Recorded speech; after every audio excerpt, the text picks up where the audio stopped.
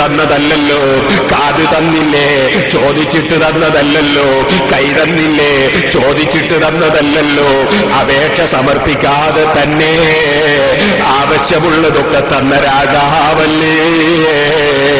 ഒന്നുകൂടി നീ ചിന്തിക്കൂ മനുഷ്യ, ആ റബ്ബിന്റെ വിശാലമായ കാരുണ്യത്തെ സംബന്ധിച്ച് അടിമയായ നിന്റെ മനസ്സിൽ നീ ആലോചിക്കൂ.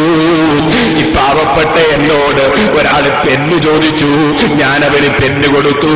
അവൻ ആ പെണ്ണ് കൊണ്ട് ഞാൻ ഇഷ്ടപ്പെടാത്തത് എഴുതാൻ തുടങ്ങിയാൽ ഞാൻ എന്റെ പെണ്ണ് തിരിച്ചു ചോദിച്ചില്ലേ? നിങ്ങൾ താമസിക്കാൻ വേണ്ടി കൊടുത്ത വീട്ടിൽ താമസിക്കുന്നവൻ നിങ്ങൾ ഇഷ്ടപ്പെടാത്ത കാര്യം അവിടെ വെച്ച് ചെയ്താൽ നിങ്ങൾ ആ വീട്ടിൽ നിന്ന് അയാളെ പുറത്താക്കിയില്ലേ? തൊഴിലെടുക്കുന്ന തൊഴിലാളി മുതലാളി വിചാരിക്കാത്തത് പോലെ തൊഴിലാളി അതാ മുതലാളിയുടെ നിർദ്ദേശത്തിനെതിരായി പ്രവർത്തിച്ചാൽ തൊഴിലിൽ നിന്ന് പിരിച്ചുവിട്ടില്ലേ? അങ്ങനെയല്ലേ നമ്മുടെ സ്വഭാവം? അതേ സമയത്ത് ഓ ചെറുപ്പക്കാരാ, അള്ള തന്ന കണ്ണുകൊണ്ട് നീ അള്ള വിരോധിച്ചത് നോക്കിയില്ലേ? അള്ള വിരോധിച്ചത് നിന്റെ കാതുകൊണ്ട് കേട്ടില്ലേ?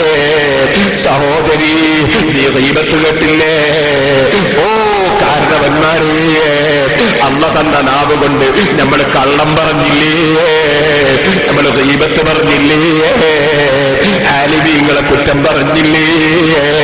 തങ്ങന്മാരെ നിസാരപ്പെടുത്തി സംസാരിച്ചില്ലേ? നമ്മൾ മോമിനീങ്ങളെ ഗീബത്ത് പറഞ്ഞില്ലേ? ഏഷണി പറഞ്ഞില്ലേ? അനാവശ്യം പറഞ്ഞില്ലേ?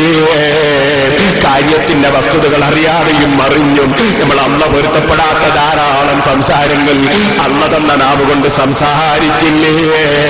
എന്നിട്ട് അല്ലാഹുവിന്റെ വിശാലമായ കാരുണ്യം, അവൻ റഹ്മാനല്ലേ. അവൻ ഇതുവരെ അവന് ഇഷ്ടപ്പെടാത്ത പലതും പറഞ്ഞിട്ട് നാവിന്റെ സംസാരം ഒരൊറ്റ സെക്കൻഡ് കൊണ്ടത് നിർത്തിക്കളയാൻ കഴിയുന്ന രാജാവ് നമ്മുടെ സംസാരം നിർത്തിയില്ലല്ലോ. കണ്ണിന്റെ കാഴ്ച പിൻവലിക്കാൻ കഴിയുന്ന രാജാവ് കണ്ണിന്റെ കാഴ്ച പിൻവലിച്ചില്ലല്ലോ. കാതിന്റെ കേൾവി പെട്ടെന്നില്ലാതെയാക്കാൻ കഴിയുന്ന രാജാവ് കാതിന്റെ കേൾവി ഒഴിവാക്കിയില്ലല്ലോ. കൈകൊണ്ട് നീ ആക്രമിച്ചില്ലടോ, നീ മർദ്ദിച്ചില്ലേ? എന്നിട്ട് നിന്റെ കൈയൊന്ന കുഴക്കിയില്ലല്ലോ. നിന്റെ കാലുകൊണ്ട് നീ കള്ളുചാപ്പിലേക്ക് നടന്നുപോയില്ലേ? ബ്രാൻഡിക്കുപ്പി നിന്റെ കയ്യിൽ പിടിച്ചില്ലേ? ചെറുപ്പക്കാരാ, അത് രാജാവായ റബ്ബ് കാണുന്നില്ലേ? നിനക്ക് കൈ തന്നത് ഇതിനു വേണ്ടിയല്ലല്ലോ, കാല് തന്നത് ഇതിനു വേണ്ടിയല്ലല്ലോ. എന്നിട്ടും അള്ള നിന്റെ കൈക്ക് ശക്തി പിന്നെയും തന്നില്ലേ? നിന്റെ കാലിന് പിന്നെയും ശക്തി തന്നില്ലേ? ഓ ഉമ്മമാരേ, ചെറുപ്പക്കാരേ, അള്ള തന്ന ഓരോ അവയവങ്ങളും അള്ള പൊരുത്തപ്പെടാത്ത കാര്യത്തിൽ ചെലവഴിക്കുന്നത് അള്ള നന്നായി കാണുന്നില്ലേ? കേൾക്കുന്നില്ലേ? അറിയുന്നില്ലേ? ഒരൊറ്റ സെക്കൻഡ് കൊണ്ട് നിങ്ങൾക്കെതിരെ നടപടി സ്വീകരിക്കാൻ ആ രാജാവിനാരോടെങ്കിലും ചോദിക്കേണ്ടതുണ്ടോ? അവനെ ആരെങ്കിലും ചോദ്യം ചെയ്യുന്നവരുണ്ടോ? അവനെ ആർക്കെങ്കിലും മറികടക്കാൻ കഴിയുന്നവരുണ്ടോ? പക്ഷേ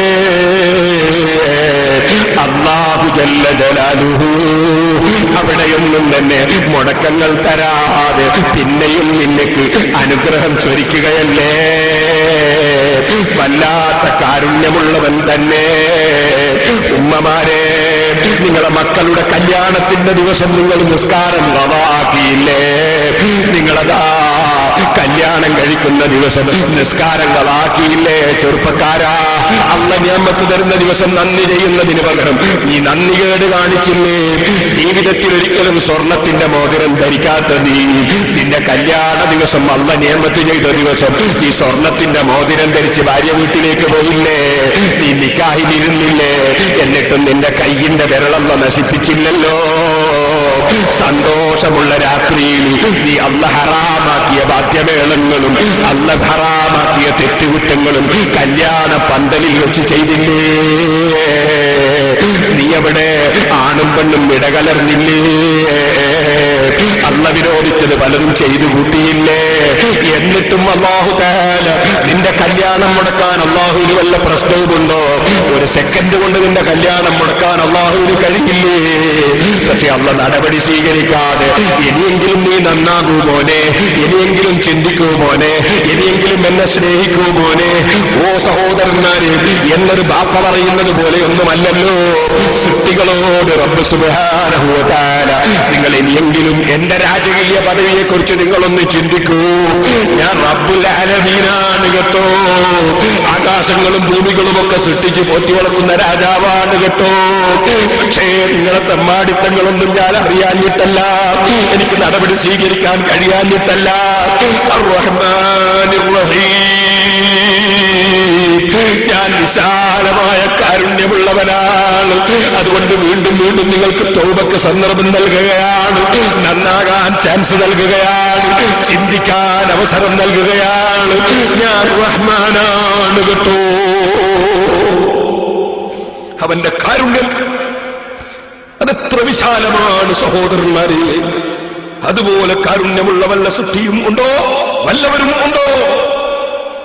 അതിന് തുല്യമായി ഒരു കാരുണ്യവും നമുക്ക് ആരിലും കാണാൻ സാധ്യമല്ല. അല്ലാഹു സുബ്ഹാനഹു വ തആല വിശാലമായ കാരുണ്യമുള്ളവൻ. ഇനി ഞാൻ നിങ്ങളോട് പറയട്ടെ, പക്ഷേ നമ്മുടെ ജീവിതം പലപ്പോഴും അവൻ ഇങ്ങോട്ട് കാരുണ്യം ചെയ്യുന്നത് കൊണ്ട് നോക്കുമ്പോ അള്ളാഹ്ക്ക് കാരുണ്യം ചെയ്യാൻ നമ്മൾ മാത്രമേ ഉള്ളൂ എന്ന നിലക്ക് അള്ള കാരുണ്യം ചെയ്യും പോലെയുണ്ട്. എനിക്കല്ല തരുന്ന കാരുണ്യങ്ങൾ ചിന്തിക്കുമ്പോ അള്ളാഹ്ക്ക് കാരുണ്യം ചെയ്യാൻ വേറെ ആരും ഇല്ലാത്തതുപോലെ എന്നെ എല്ലാ കാരുണ്യത്തിനും അവൻ തെരഞ്ഞെടുത്തതായി ഞാൻ കാണുന്നു. അതേ സമയത്ത് ഞാൻ അള്ളാഹുവിന് അങ്ങോട്ട് ശുക്ർ ചെയ്യുന്ന രംഗം വരുമ്പോ വളരെ ന്യൂനതയുള്ളവനായി നമ്മൾ കാണുന്നു. മറ്റാർക്കോ നമ്മൾക്ക് മറ്റേതോ ഒരു റബ്ബുള്ളതുപോലെ റബ്ബിന് ശുക്ർ ചെയ്യുന്നതിൽ നമ്മൾ പിന്നോട്ട് പോകുന്നു. ഇതിന് മാറ്റം വരണം ചെറുപ്പക്കാരെ. അല്ലാഹുവിനെ പ്രിയം മക്കളും, നിങ്ങളെ നേതാക്കന്മാരെ നിർദ്ദേശം നിങ്ങൾ നടപ്പാക്കുന്നില്ലേ? നേതാക്കന്മാരെ സ്നേഹിച്ചതുകൊണ്ടല്ലേ? ബാപ്പയുടെയും അതുപോലെ ഗുരുനാഥന്മാരുടെയും നിർദ്ദേശം നടപ്പാക്കുന്നില്ലേ? നിങ്ങൾ സ്നേഹിച്ചതുകൊണ്ടല്ലേ? നിങ്ങൾക്ക് ഗുണം ചെയ്യുന്നവരുടെ നിർദ്ദേശം നടപ്പാക്കുന്നത് ഗുണം ചെയ്യുന്നത് കൊണ്ടല്ലേ? എന്നാൽ ഏറ്റവും ഗുണം ചെയ്യുന്ന, എല്ലാ ഗുണവും എല്ലാ കാരുണ്യം ചെയ്യുന്ന രാജാവ്, ആ രാജാവിനെ പ്രിയം വെച്ച് അവൻ കൽപ്പിച്ച സമയത്ത് തന്നെ എഴുന്നേറ്റ് നിസ്കരിക്കേണ്ടതില്ലേ? സുബ്ഹി കളാക്കാതെ റഹ്മാനായ റബ്ബിന്റെ മുമ്പിൽ പോയി ഈ ആയത്തുകളൊന്ന് ഓതേണ്ടതില്ലേ? അവരെ ഒന്ന് പുകഴ്ത്തേണ്ടതില്ലേ? അതുപോലെ അവൻ വിരോധിച്ചതൊക്കെ ഒന്ന് കൈയൊഴിക്കേണ്ടതില്ലേ? ഇൻഷാ അല്ലാഹ് ഞാനതിലേക്ക് പിന്നീട് കടന്നു വരുന്നുണ്ട്. ഇപ്പോൾ അതിലേക്ക് കടന്ന് സംസാരിക്കുന്നു.